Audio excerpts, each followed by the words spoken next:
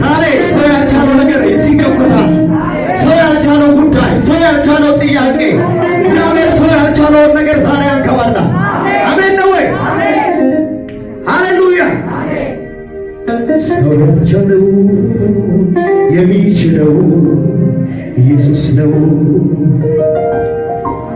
ሰይ የኔ አባት የተዘጋውን ማተብ የፈታ ኢየሱስ ጌታ